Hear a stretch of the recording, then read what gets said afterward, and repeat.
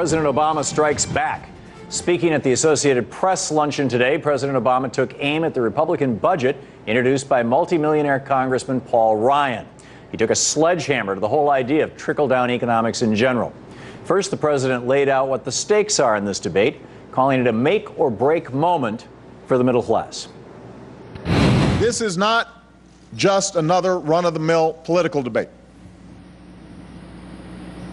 I've said it's the defining issue of our time. I believe this is a make-or-break moment for the middle class, and I can't remember a time when the choice between competing visions of our future has been so unambiguously clear. One vision is Paul Ryan's budget, which passed out of the House of Representatives with all but 10 Republicans supporting it. Here's how the president described the Ryan budget. This congressional Republican budget is something different altogether. It is a Trojan horse. Disguised as deficit reduction plans, it is really an attempt to impose a radical vision on our country. It is thinly veiled social Darwinism. It is antithetical to our entire history as a land of opportunity and upward mobility for everybody who's willing to work for it. The president then went on to give examples of just how harmful this budget will be to America if it's enacted.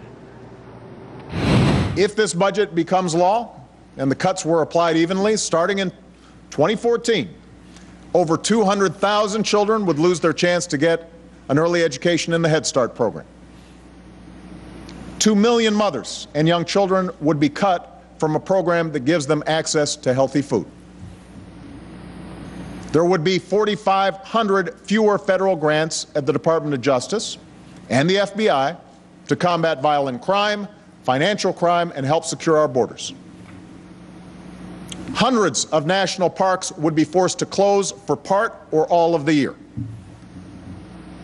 We wouldn't have the capacity to enforce the laws that protect the air we breathe, the water we drink, or the food that we eat.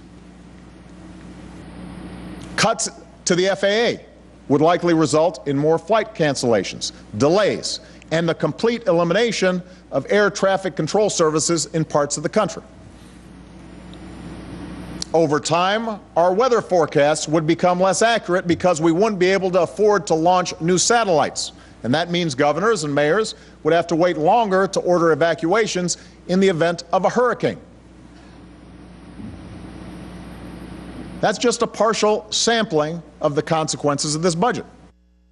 But the president didn't stop at the Ryan budget. He went on to blast the whole idea of trickle-down economics that has infected our nation since Reagan and is at the core of the Paul Ryan budget.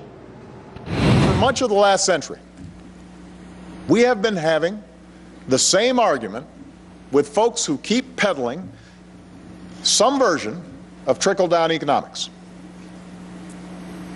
They keep telling us that if we convert more of our investments in education and research and healthcare into tax cuts, especially for the wealthy, our economy will grow stronger.